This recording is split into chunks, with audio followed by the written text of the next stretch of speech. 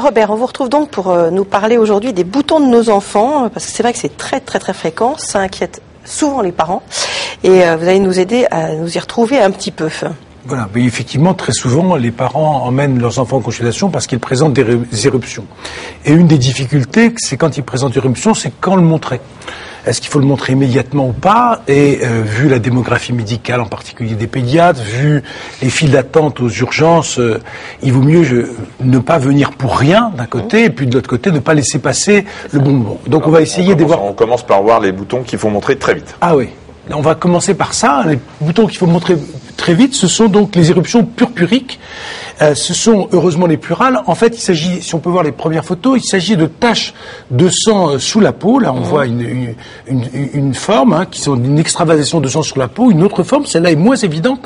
Ça apparaît d'un coup, ça? Alors, ça apparaît très rapidement. Ça apparaît en quelques heures. Et celle-là, vous voyez, est franchement nécrotique. Donc ça, ce sont des éruptions purpuriques. Quand on appuie dessus, ça ne s'en va pas. D'accord. Ça ne devient pas blanc, ça? Ça ne devient pas blanc, ça reste, ça s'appuie à la vitrépression. Et quand ça s'accompagne de fièvre ou d'une altération de l'état général, il faut vraiment filer aux urgences, parce que là, il y a vraiment urgence à mettre en route un traitement antibiotique par voie intraveineuse qui peut sauver très rapidement le patient, parce que c'est une maladie qui peut être mortelle en quelques heures, et même de patients complètement sains. Ils ne sont pas des gens qui avaient un déficit, le moins de déficit immunitaire avant. Juste une précision concernant ces taches, elles sont sur tout le corps ou elles peuvent être juste sur une petite partie du corps? Alors, elles débutent dans un endroit, mais dans le cas d'un purpura fulminans, en quelques heures, on voit ces éruptions s'étendre, mais de temps en temps, ça débute sur n'importe quelle partie du corps.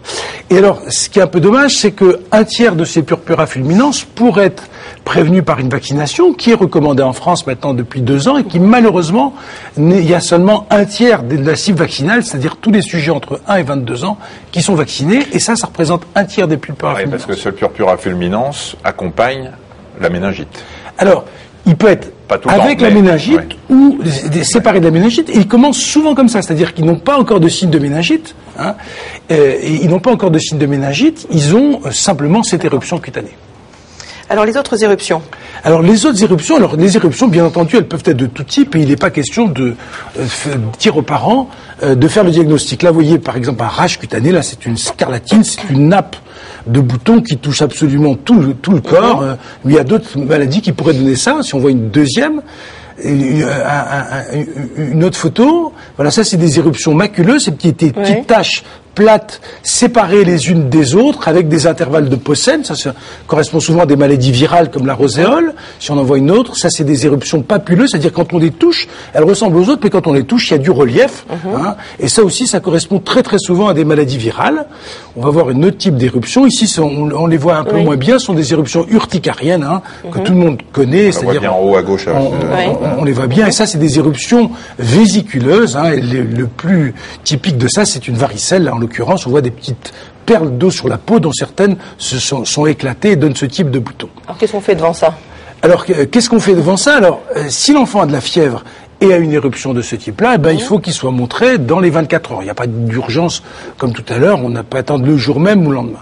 Si l'enfant n'a pas de fièvre, on peut tout à fait attendre pour montrer ces éruptions, parce que la majorité d'entre elles vont guérir spontanément et tout à fait naturellement, sans qu'il y ait besoin de consultation médicale. Mais le médecin n'aura pas vu les boutons. On les photographie, on fait quoi? Alors, justement, c'est pas mal avec les smartphones maintenant. C'est pas mal avec les smartphones. Alors, toutes les photos que vous avez vues ont été prises avec un smartphone. Donc c'est pratique. On a toujours un appareil photo sous la main. On a toujours un appareil photo, et si votre médecin a l'habitude de vous répondre par Internet, moi, très souvent, on m'envoie des boutons comme ça, et puis je dis, vous venez ou vous vous faites des diagnostics par téléphone? Non, pas par téléphone, sur Internet, par photo. On va prendre le conseil de l'ordre. Voilà, c'est dit. On prend la photo, on envoie au médecin, on a un doute. Voilà, et puis on vous dit, vous venez tout de suite, vous venez pas tout de suite, ou éventuellement, non, rassurez-vous, c'est pas grave. Alors parlez-nous d'une drôle de maladie qu'on appelle le syndrome pied-main-bouche. Voilà, et cette maladie, elle se résume dans son nom. Ce sont des éruptions cutanées qui sont vésiculeuses et qui touchent, vous voyez ici, le pied. La suivante, on va voir qui va toucher la main, et puis quand on va regarder dans la bouche, on voit le même type des boutons. C'est viral, ça? C'est viral, c'est bénin, c'est connu depuis des années, c'est lié à une famille de virus qui s'appelle les entérovirus. Donc il y a plusieurs, c'est une maladie bénigne mais qu'on peut attraper plusieurs fois dans sa vie.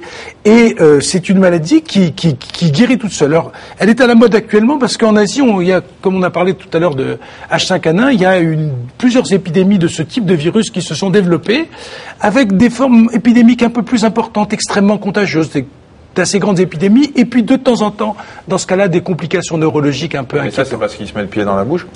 Non, pas du tout. Ça passe du pied à la main et de la main à la bouche. Non, c'est l'éruption qui, en fait, ça s'attrape par voie respiratoire ou par voie digestive, et c'est le virus. Ça se met sur 3 sites, sur 3 sièges.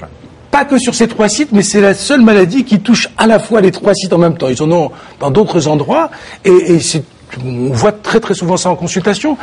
Habituellement, c'est pendant l'été ou au début de l'automne. Et puis cette année, en décembre, il y a une assez grosse épidémie dans la région parisienne, et ça signe la présence de ces virus qui sont les entérovirus. Et alors, une dernière question. Quand tous ces boutons, quelle que soit leur origine, n'ont pas de caractère de gravité, mais que l'enfant se gratte, qu'est-ce qu'on peut proposer?